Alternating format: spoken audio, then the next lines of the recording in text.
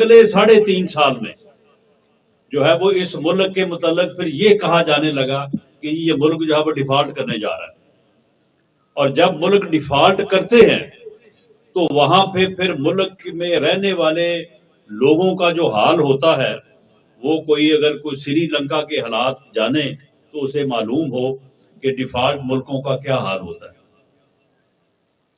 نوجوان نسل کو صرف یہ سکھایا گیا کہ آپ دوسرے مخالف سیاستدان کو دیکھیں، ان کو گالیاں دیں، ان کو اوپر آوازیں کسیں۔ اتنے ایسے یعنی بدبخت اس ملک کو لیڈر نصیب ہوئے ہیں جو ابھی بھی ہیں لیکن برے حال میں ہیں، کہ لوگوں کو کہا گیا کہ آپ اپنے بچوں کو جو اسکول جاتے ہیں ان کو کہیں کہ وہ اگر وہاں پہ دوسری جماعت کے جو بچے ہیں اگر وہ ملے تو ان کو وہ چور کہیں، ڈاکو کہیں، ان کے اوپر آوازیں کسیں۔ یہ ماحول جو ہے وہ اس ملک میں جو ہے وہ پیدا کرنے کی کوشش کی گئی، اور یہ اوئے توئے اور گالی گلوچ، احتجاج، افراتفری، انارکی کی سیاست جو ہے اس کو ابھی تک وہ جاری رکھے ہوئے ہیں، لیکن میں یہ واضح کر دوں کہ اس کی کوئی گنجائش نہیں ہے۔ اس ملک میں اس قسم کی سیاست کی کوئی گنجائش نہیں ہے۔ یہ ملک پاکستان جو ہے وہ اللہ کے نام پہ بنا ہے اور انشاءاللہ تعالیٰ تا قیامت قائم رہے گا، اور یہ انہی اصولوں کے اوپر قائم رہے گا جن اصولوں کے اوپر بنا ہے۔ یہ ان اصولوں کے اوپر نہیں بنا کہ آپ ایک دوسرے کو جو ہے وہ گالیاں دیں، ایک دوسرے کے خلاف جو ہے وہ نفرت پھیلائیں۔ یہ ملک نفرت کی بنیاد پہ نہیں بنا، یہ بھائی چارے کی بنیاد کے اوپر جو ہے وہ بنا ہے۔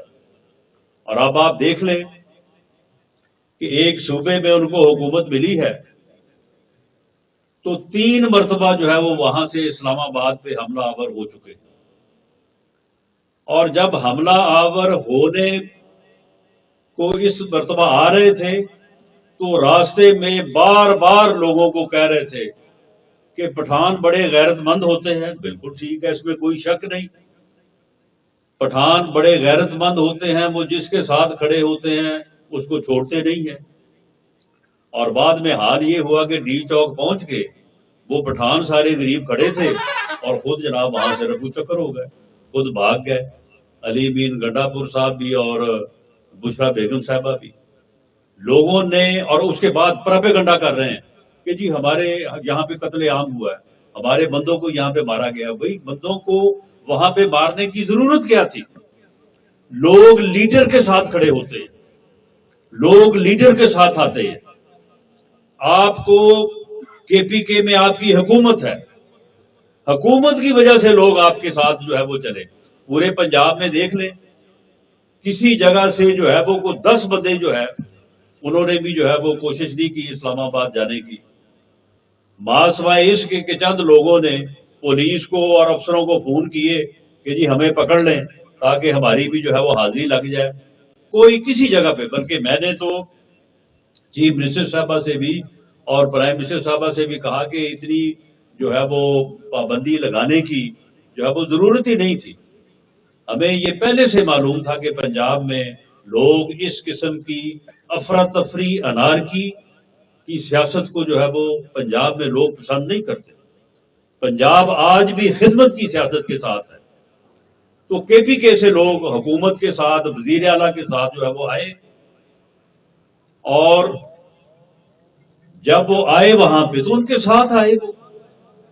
اب اگر وہاں پہ ڈی چوک پہ یہ لوگ کھڑے رہتے تو پھر تو ٹھیک ہے، وہ لوگ بھی کھڑے رہتے، اور اگر وہاں پہ پولیس ان کو ہٹانے کی کوشش کرتی تو چلو کوئی لڑائی جھگڑا ہوتا، کوئی نقصان ہوتا۔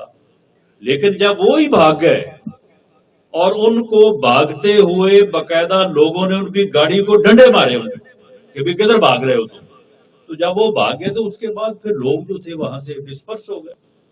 وہاں پہ کسی کو مارنے کی، کسی پہ گولی چلانے کی جو ہے وہ کوئی ضرورت ہی نہیں تھی، کوئی ایسا وہاں پہ ماحول ہی نہیں تھا۔ لیکن بعد میں انہوں نے جو ہے وہ گالی گلوچ برگیڈ انہوں نے جو بنایا ہوا تھا۔ دیکھیں، برے کام کا برا نتیجہ ہوتا ہے۔ لوگ کہتے تھے کہ جی انہوں نے سوشل میڈیا بنا لیا، بڑا طاقتور سوشل میڈیا ہے، وہ تو دوسرے کے جو ہے وہ سچ کو جھوٹ ثابت کر دیتے ہیں اور اپنا جھوٹ بھی جو ہے وہ سچ ثابت کر دیتے ہیں. اتنا زبردست جو ہے وہ سوشل میڈیا جو ہے وہ پی ٹی آئی نے اور عمران خان نے جو ہے وہ بنا لیا ہے. یہ اسلام آباد کے واقعے میں اس سوشل میڈیا نے ان کا بٹھا بٹھایا ہے.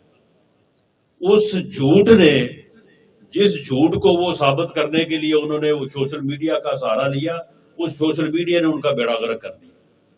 اگر وہ پہلے دن سچی بات کرتے تو شاید جہاں پہ رینجرز کا نقصان ہوا، پولیس کا نقصان ہوا، 200-250 بندہ زخمی ہوا، تو ان کے بھی اگر کوئی زخمی ہوئے تھے یا کوئی کسی کنٹینر سے گر گیا یا کوئی گاڑی کے نیچے آ گیا، اگر یہ سچی بات کرتے تو ایک آدمی کا نقصان بھی جو ہے، ایک معصوم آدمی کا جو قتل ہے وہ بھی قتل ہے. لیکن انہوں نے جو ہے وہ سوشل میڈیا جو انہوں نے بنایا ہوا تھا یا ان کے پاس ہے، انہوں نے ایسا جھوٹ گھڑا. 2019 میں ننکانہ میں ہاسپٹل میں لوگ جو ہے وہ خون میں لت پت وہاں پہ پڑے ہیں، 2 فریقوں کا آپس میں جو ہے وہ فائرنگ ہوئی، جھگڑا ہوا. انہوں نے وہ ویڈیو جو ہے وہ لگا دی کہ یہ دیکھیں یہ اسلام آباد میں حکومت نے جو ہے وہ ہمارے بندوں کو جو ہے وہ مار دیا ہے. فلسطین کے لوگوں کی ڈیڈ باڈیز جو ہے وہ لے جاتی ہوئی جو ایمبولینس ہے اسے انہوں نے چڑھا دیا سوشل میڈیا پہ کہ یہ دیکھیں جی یہ ہماری جو ہے نا یہ ہمارے لوگوں کو جو ہے وہ مارا جا رہا ہے. اور وہ ساری چیزیں پکڑی گئی، وہ سارا پراپیگنڈا جو ان کا پکڑا گیا. شروع ہوئے 20 سے، پھر کہا جی 278 لوگ مارے گئے ہیں، پھر کہا جی 315 لوگ مارے گئے ہیں، اب آ گئے ہیں 12 پہ. اب 12 پہ بھی کوئی یقین نہیں کرتا.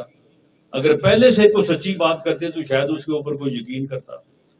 تو یہ جھوٹ اور مکاری اور جو اس قسم کی سیاست ہے، اس کا بالآخر انجام یہی ہونا تھا جس انجام کو جو ہے یہ پہنچ رہے ہیں. اور انشاءاللہ تعالی پاکستان میں بالآخر خدمت کی سیاست جو ہے اسی کا جو ہے وہ نام ہوگا، وہی جو ہے وہ آگے بڑھے گی. اور ہم انشاءاللہ تعالی میاں شہباز شریف صاحب وزیر اعظم پاکستان، محترمہ مریم نواز شریف صاحبہ، مریم نواز نے سیاست میں ایک نیا رخ اپنایا ہے. پہلے بڑے پروجیکٹ ہیں، موٹر ویز، میٹروز، ہاسپٹلز، ایئرپورٹس، یہ سارے کام جو ہیں یہ مسلم لیگ نون کے دور میں ہوئے ہیں، اب بھی ہوں گے انشاءاللہ تعالی.